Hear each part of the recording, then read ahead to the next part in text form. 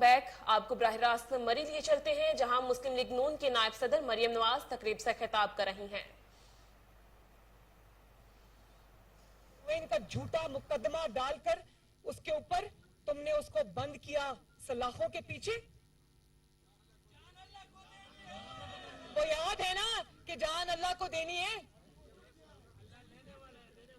और आज अल्लाह ताला का फैसला आया तो आज वही राना सनाउल्लाह इनके आगे पाकिस्तान के लिए दीवार बनकर डट के खड़ा है।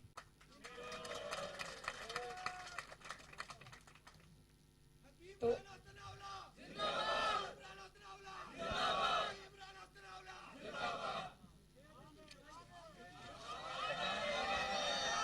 राले राले राना राले।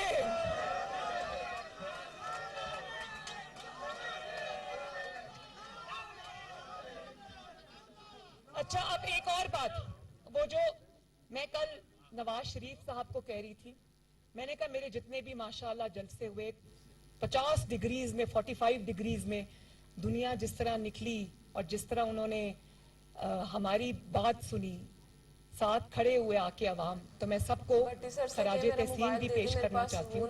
लेकिन मैंने कल मियां साहब को एक बात कही, मैंने कहा कि क्राउड की तरफ से जितना रिस्पांस फराह गोगी के नाम पे आता है, इतना किसी के नाम पे नहीं आता।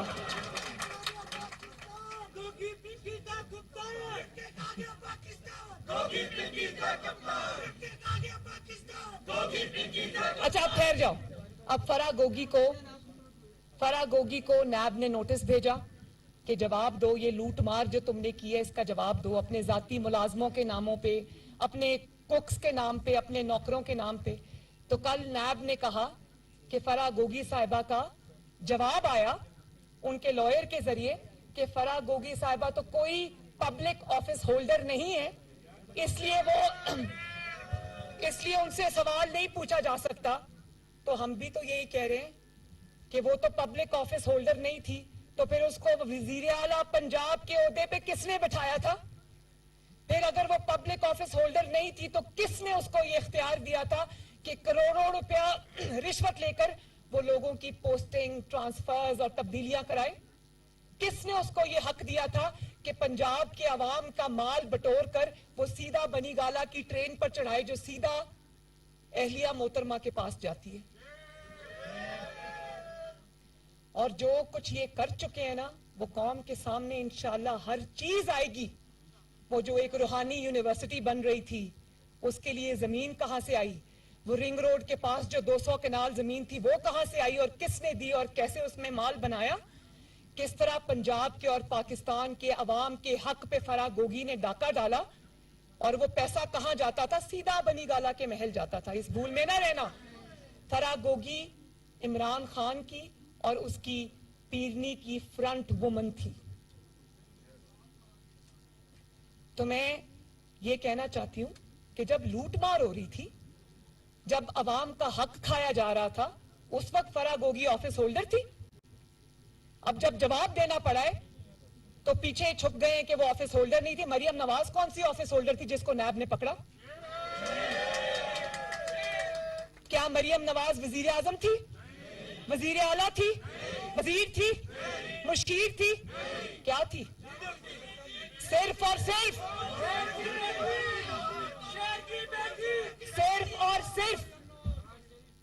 पाकिस्तान के लिए खड़ी थी। मुझे मेरे बाप के सामने ये बंद हो गया। फिर माइक, एक मिनट। मेरा जुर्म क्या था? मेरा जुर्म यह था कि मैंने जुल्म और नाइंसाफी के खिलाफ आवाज उठाई थी।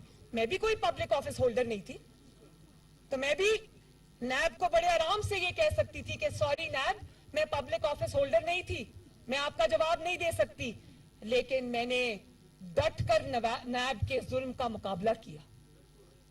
मैंने 60 दिन नैब में, 57 डेज में नैब में रही, सॉलिटरी कंफाइनमेंट, 24 घंटे कमरे में बंद। नैब के मजालिम मैंने सहे। अडयाला में मैं 4 महीने बंद रही, जहां मेरी वालिदा की वफात हो गई। कोट लखपत में मैं अपने वालिद को मिलने गई, उन दिनों मैं अपने वालिद की रिहाई के लिए, क्योंकि अरशद मलिक साहब की, वो जो जज अरशद मलिक मरहूम है, उनकी गवाही सामने आई थी, जिससे ये दुनिया को पता चल गया कि नवाज शरीफ बेगुनाह है। तो मैं उसकी बेगुनाही के लिए, उसकी जो कोर्ट से उनकी इंसाफ के लिए मैं जगह जगह जलसे कर रही थी। तो इमरान खान को तकलीफ हो गई।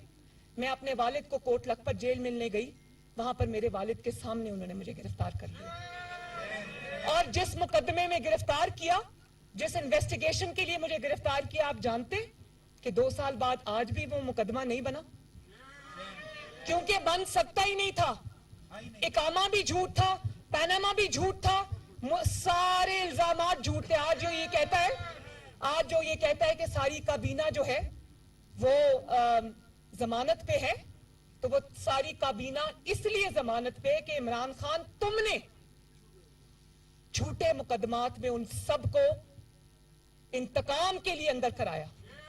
और ये कोई शर्मिंदगी की बात नहीं है, ये बड़े फख्र की बात है कि मुस्लिम लीग नून ने शहबाज शरीफ समेत, हमजा शहबाज समेत, नवाज शरीफ समेत, मरियम नवाज शरीफ समेत, शाहिद खाकान अब्बासी, राना सनाउल्लाह, एहसन इकबाल, जितने भी, मिफ्ता इस्माइल साहब, साद रफीक साहब, हनीफ अब्बासी साहब, अमीर मकाम साहब, सलमान रफीक साहब, ये सब जमानतों पे हैं। लेकिन ये जमानतों पे इसलिए हैं कि तुमने इंतकाम पर मबनी झूठे केस इन पर बनाए थे। और फख्र की बात यह है कि इन सब ने सीना तान कर डट कर तुम्हारे मजालिम का मुकाबला किया। तुम्हारी तरह नहीं कि गिरफ्तारी से छुप के बनी गाला में छुप के बैठे हो, खैबर पख्तूनख्वा के वसाइल के ऊपर सांप बन के बैठे हो। मैंने सुना है कि वहां पर टिक्के और सब कुछ चल रहा है, खाना पीना चल रहा है, सब। तो वो सब वहां पर चल रहा है, वो सब खैबर पख्तूनख्वा के अवाम की अमानत है, जिसको ये बेदर्दी से इस्तेमाल कर रहे हैं। तो बात ये कि हकायक को जान के जियो।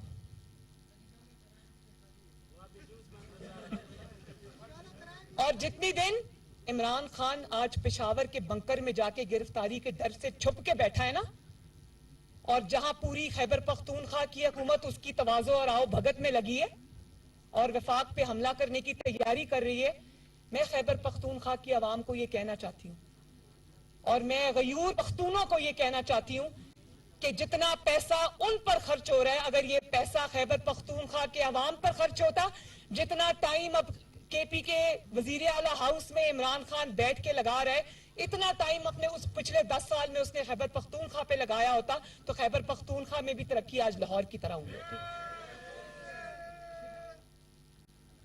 बैठते हैं अगर कहीं जाकर तो खिदमत के लिए नहीं बैठते, तकरीबकारी के लिए बैठते हैं। और फिर कल परसों में सुन रही थी एक नया प्रोपेगेंडा, क्योंकि झूठा खत जो है उसका तिया पांचा हो गया, झूठी साजिश के ड्रामे का तिया पांचा हो गया, मुझे जान का खतरा है, मैं कत्ल कर दिया जाऊंगा, उसका तिया पांचा हो गया, लॉन्ग मार्च का तिया पांचा हो गया। तो अब एक अचानक नई बात आई है कि हुकूमत पाकिस्तान ने शायद कोई वफद इसराइल भेजा है। एक मिनट, वो कतई नजर इस बात से कि इसने क्या इल्जाम दिया, इसके अपने लोग उस वफद में शामिल है जो इसके फाइनेंसियर्स है, उसका हुकूमत पाकिस्तान से कोई ताल्लुक नहीं। हुकूमत पाकिस्तान आज भी अपने फलस्तीनी बहनों और भाइयों के साथ खड़ी है, और इसराइल से बात करना तो क्या, कभी मुड़ के इसराइल की तरफ नहीं देखेगी।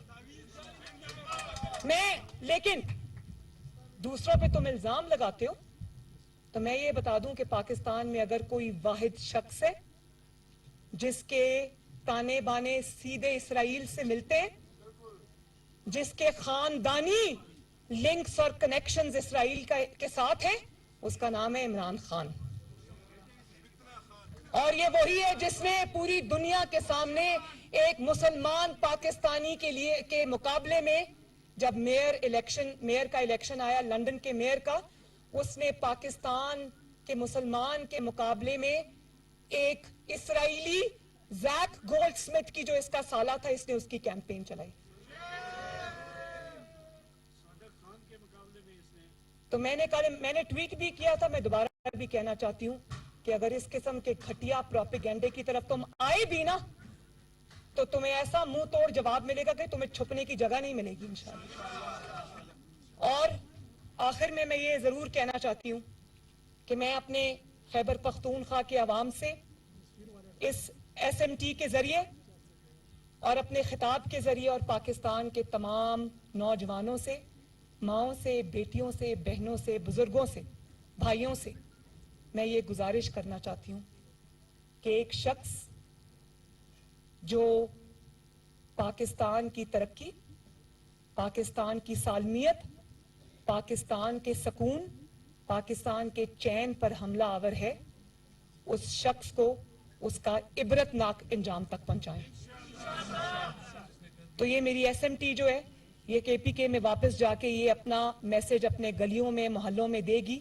और जितना इसने पाकिस्तान की मईशत का और पाकिस्तान के हर शोबे का नुकसान कर दिया है, हमारी माशी इकदार का नुकसान कर दिया है, बिस्मिल्लाहिर्रहमानिर्रहीम पढ़ के, कुरानी आयात पढ़कर ये औरतों पे जुमले कसना शुरू हो जाता है। तो इसके लोग कंफ्यूज्ड हैं इसके लोग कि इस्लामिक टच देना है कि म्यूजिक का टच देना है कि क्या टच देना है। तो मजहब को अपनी सियासत के लिए इस्तेमाल करने वाला, मजहब को अपने सियासी मुखालिफिन के खिलाफ हथियार बना के इस्तेमाल। आपको बताते चले, मुस्लिम लीग नून की नायब सदर मरियम नवाज मरी में तकरीब से खिताब कर रही थीं। मुस्लिम लीग नून के नायब सदर मरियम नवाज का कहना था, इमरान खान और उसकी जमात ने सियासी जमात का निकाब ओढ़ा हुआ है। इमरान खान की मुसल्लह तहरीक दहशतगर्दी से ज्यादा खतरनाक है। मरियम नवाज का मजीद कहना था, इमरान खान ने 4 साल तबाही के सिवा कुछ नहीं किया। कुर्सी छिन जाने के बाद ये शख्स मुल्क को आग लगाने पर तुला हुआ है। इमरान खान इस्टेब्लिशमेंट को आवाजें देता रहा कि मुझे बचा लो। मरियम नवाज का मजीद कहना था, इमरान खान को इसराइल जैसे प्रोपोगेंडे का मुंह तोड़ जवाब दिया जाएगा। यहां वक्त हुआ एक शॉर्ट ब्रेक का, हमारे साथ रहिए।